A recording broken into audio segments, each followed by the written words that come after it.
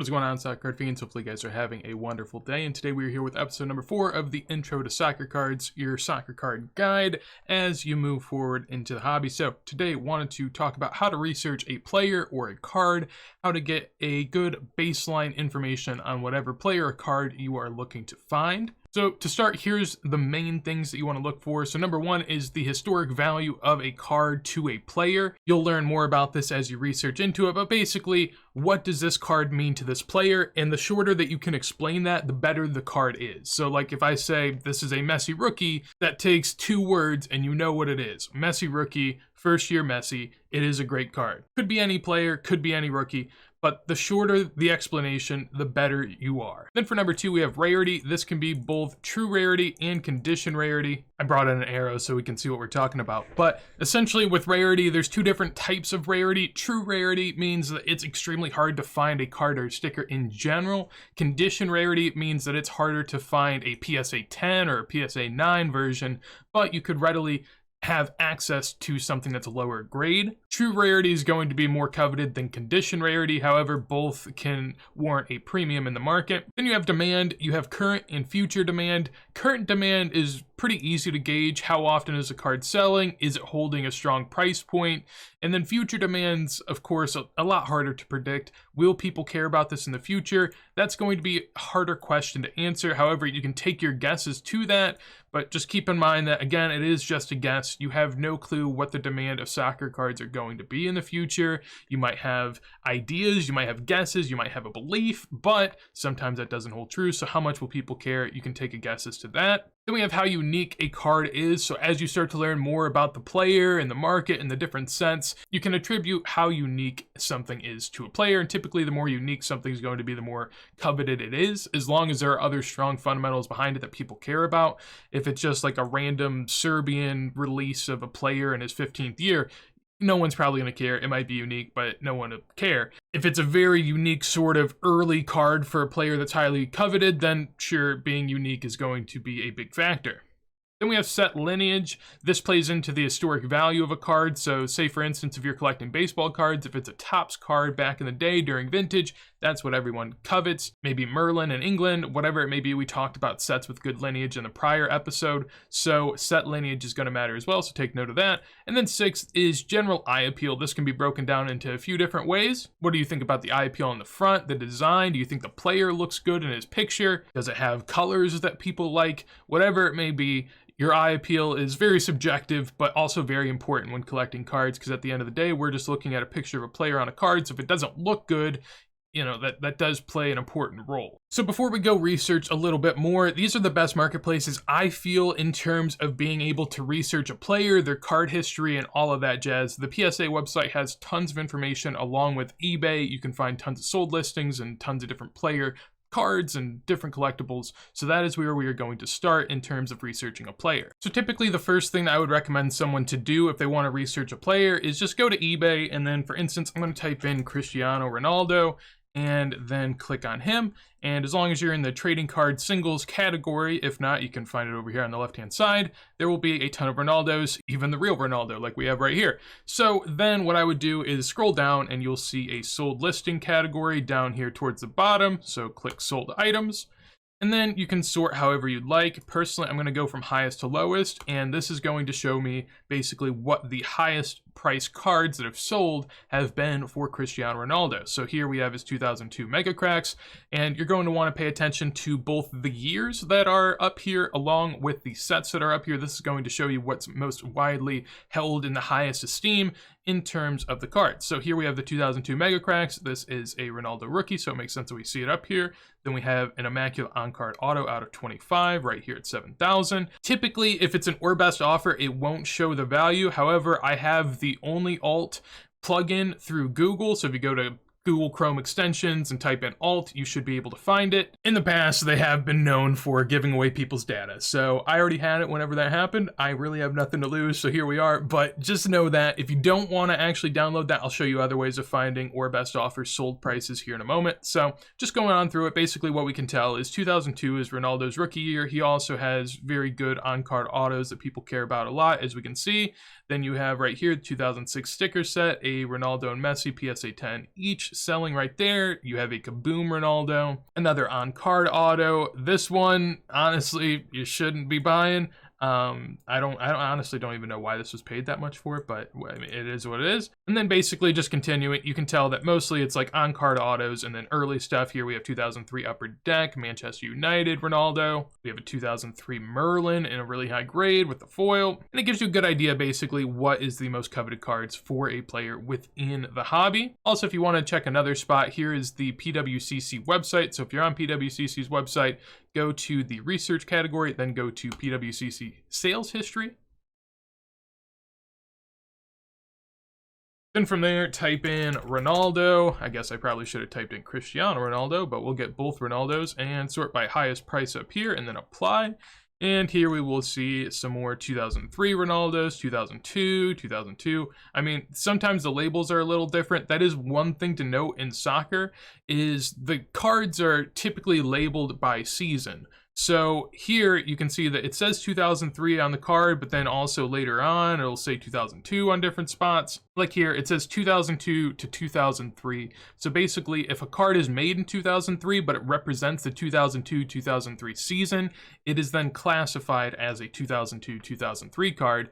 And with these grading companies, they do a bad job at this sometimes. This is a great example that Andre, aka Soccer Study, has been talking about a lot. I'll plug him and many other useful YouTubers later in the series. However, this is a prime example. Right here, you have a 2004 SP Authentic Ronaldo. It says 2004. However, this is actually a 2003 card. It was made in 2004, but along the same lines as this Upper Deck. This Upper Deck says 2003. However, it was actually made in 2004. So why the 2004 cards that are made for 2003 and for that season are logged as 2 different years honestly makes no sense, and it's just sort of negligence by grading companies. But that is one thing to take note of. Just because it says a certain year doesn't necessarily mean it might be that year. You might also have to go and sort of fact check yourself, look at the album that it's in, see if the players in that album represent that year that you think it does, or if they have the same jerseys from that year, whatever it may be. If you really want to know for sure, you're going to have to double check it. But here,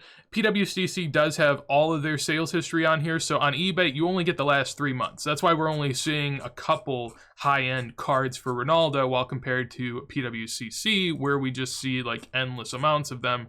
That would be why. This is much more cumulative. And the reason I like searching eBay and PWCC like this is because you can see the cards in front of you. If you go to other sites, you might not be able to see the cards as well, or it might not have pictures of them at all. So this is very, very helpful to sort of put a picture to a card's name. And so now we'll get into learning about how much of a supply of a player's cards are out there and sort of the ways that I go about it. So one thing that you can do is you can go on the psacard.com website. This will show you the population of graded cards for whatever you're looking up.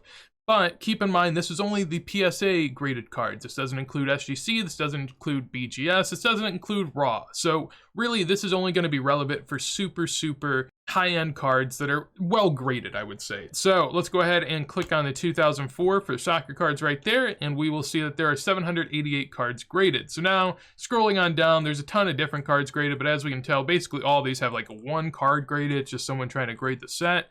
And so what I would do is just go on the right hand side. You can search a person's name. So I type in Messi, and just like that, we now have all of the grades, or at least the grades for the 71 bis in the set. And so as we can see here, this card has 2010s, 42, 9, 78, 8s, and so on. Something that you really want to look for in cards to know if they're getting graded very heavily is that they have this sort of bell curve that you see here, where in the middle there's a ton graded, and then it slowly drops down in numbers both ways, higher and lower. That's something that shows that this card is heavily graded, and something that basically, if you have it, you're going to send to PSA.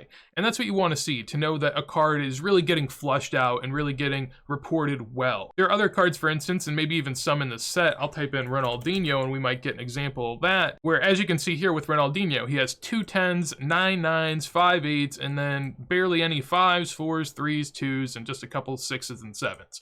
What this means is there are certainly more out there, even more high grades out there to be had. However, people aren't submitting them just because they don't don't feel like it's worth it at the time. So it's not like this card is more rare than Messi. Given the pop count that we're seeing, you would think, oh yeah, there's a 20th of the population, so it must be more rare or something along those lines. That is not the case at all. So keep that in mind when looking up pop reports. I did mention this before, however, it's worth mentioning again. If you want to look up a player and have a lot more info at your hands readily available, instead of typing in a set and then looking through it like I just did, you can type in player search if you have a particular player you want to look for instead of a set. And then I'm going to type in Lionel Messi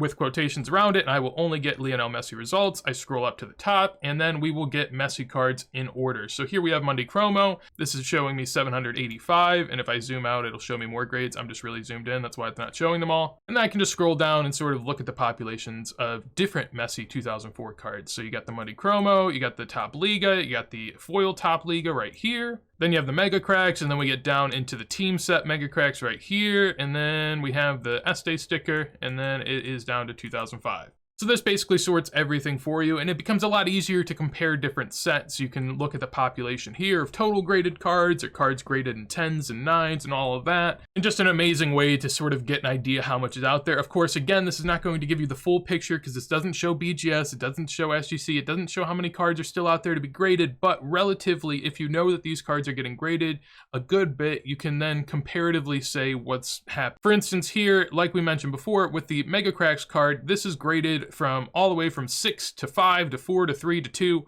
while with something along the lines of the Monday Chromo, this doesn't really happen as much. You can see that the bell curve really hits at PSA 8 instead of a PSA 6, so a lot of the lower grade Monday Chromos are not getting graded at the moment, and it's mostly stayed to the higher grades. Then something I like to do as well to get an idea on how much is out there of something. Here I typed in 2004 Messi, which then shows me all the Messi rookies for sale. I could probably sort by something over, say, $250, because most Messi rookies, if not all of them listed on eBay, are going to be over $250. So this shows me 328 results. So that's another way that you can sort of mentally note how much is out there. You could maybe keep this in a spreadsheet and see how many cards for different players or different years are constantly listed on eBay. So here we have 328. Then if you wanted to cross-check that with, say, someone else, we'll go with 2020 Pedri to see how many rookies he has out there. And I will take off the cap of 250, and we can see that it says 1,300 plus. And if I go down here to buying format, it also says 1943 would be the amount of listings that are available. So about 6 to 7 times the listings that Messi has, and you also have to imagine that with these cards being so low price, where you can buy a card for $3 right there, there's probably a ton more out there that just aren't listed because they're not worth listing and not worth someone's time. So that is a way to get an idea in terms of how much is available, because these cards aren't getting graded by PSA, so they're not going to show up in the pop report, but you still want to take note of what is out there and what's available. And then the final place that I really recommend you start checking out, I've only recently just started getting involved with this website and enjoying it, and it is called gemrate.com. Essentially here, this is where they just compile endless amounts of data. So I'm going to go to population breakdown up here, and I'm going to go to set breakdown, and then from there it will say that you can type in what sort of sport you want, what year, and what set. It will then say that you can sort by different grading companies, different sports, different years, different sets. It does become a little difficult to type in the set properly because they might label it a different way than you believe it should be, searched. So for that, I'll click on this year view right here, and it will show you basically all the sets within the year, and then you can go from there. So I'm going to click on soccer, and then I'm going to go to 2006, and this is going to be Messi and Ronaldo's first World Cup year, so there should be a lot of different sets that are graded. And then right here you can sort by different things. You can sort by the amount of gemmed cards or the least amount of gemmed cards. You can sort by the total amount of cards graded, so I'm going to do that. And we can see here that the most graded set is the Panini World Cup Germany. And then we have the Panini World Cup Germany sticker set. So these are the cards, these are the stickers. The cards have about a 22% gem rate, while the stickers have a 12% gem rate. Then you can see the UK Traditions Football World Stars. It has a 50% gem rate. And then the Candy album with 10, and it's just really useful. And then if I click on a set right here, like the Panini World Cup sticker set, then we can go on to see which ones are the most graded here. Of course, it makes sense that Lionel Messi and Ronaldo are 1 and 2. Then you have the R9, Ronaldinho, Zlatan, Zidane. I'll see what happens if I click on that again. All right, so now I'm on the players page, and basically this shows you what the most graded cards or stickers or anything of this player is. And yeah, here's where it shows sort of the Prism craze that happened, where 2014 Prism, 2018 Prism are the most graded by a long margin, with 3 and 5K graded compared to anything after that. But yeah, I mean, what more can I say? This website is crazy, and you can just sort through all of the different cards that are graded, what's the highest graded, what the hardest gem rates are to hit. You can sort of look at the different sets, as you can see here. Monday Chroma Liga is really hard with the 6% gem rate. Panini World Cup stickers are really hard with the 8% gem rate. Mega Cracks are really hard with the 4% gem rate. Now keep in mind, again, gem rates can be a little wonky because the reason that this is so low is because everything's graded. While with something like the Monday Chromos, maybe everything isn't graded. So you do have to keep that in mind, but this is an amazing site to go ahead and learn more about a player and a player's market. All the websites that I'm talking about, I will have links to down below if you want to go check them out. I highly recommend it. Try out and see what you like for yourself. So a couple extras to note in terms of sales history. Another option for looking at price history is Card Ladder. You can go on their website, cardladder.com, then press try for free. Personally, I really don't recommend this site. I think it's nice in terms of how it's laid out and what you can go ahead and try to learn. However, for soccer, it's just not really that complex. Like right here, now they have more of a selection than I thought. You know, they're working. All right, they got a little bit. All right, so if you type in Cristiano Ronaldo here, we're gonna get a good amount of listings. But I guess that's kind of the point, is Ronaldo's like the best player ever, and they're just finally starting to get him on here. If I type in someone like Luis Suarez, I'm guessing, wow, okay, well, they do have stuff, but all they have is his base Prism. They don't have his rookie stuff. So that's what I'm talking about in terms that this is very far behind, and maybe one day it'll be good. Maybe if you're only buying the GOATs, then you might be all right. But here we can see, you know, nice graphs. If you upgrade and start paying a premium for this website, then you can see longer graphs and stuff like that. But really, I just don't think it's worth it.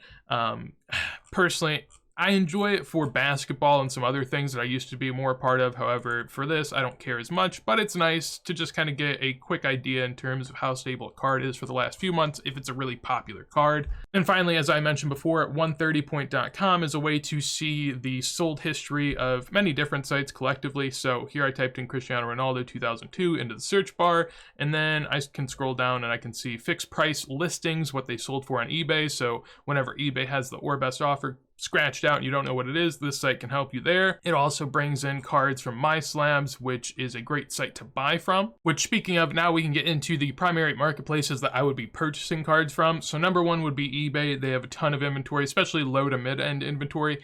PWCC and Golden at number 2 and 3 are the main auction houses for mid to high-end stuff. You can even find low-end at PWCC and not as much Golden. Then you have MySlabs, which is actually the best place in terms of they'll take the least percent of your sale. Most of these places take anywhere between 10 to 15% of the end sale, while MySlabs only takes a few percent. They advertise it as 1%. However, really with like other fees and stuff, it's closer to, I believe, like 3 or 4%, but it's still so much better than the rest. However, it's harder to navigate that site. So I think that's what holds it back at the moment. And then you have Alt at number 5. Personally, I don't like that site as much. However, they do have auctions sometimes that kind of go through the cracks because people aren't looking as much. And then you have Twitter, Facebook, Discord groups, different social medias that you can go ahead and then be intertwined with other collectors and people that post cards that they have for sale. However, for the social media aspects, it's not as easy to find cards that you like, but you might be able to find deals here and there as cards flow your way. Then something I highly recommend if you're going to be doing a lot of comparing and a lot of analysis on different cards is to build yourself a card comparison calculator, or just something that basically weights together a ton of different things and shows you how much you like something.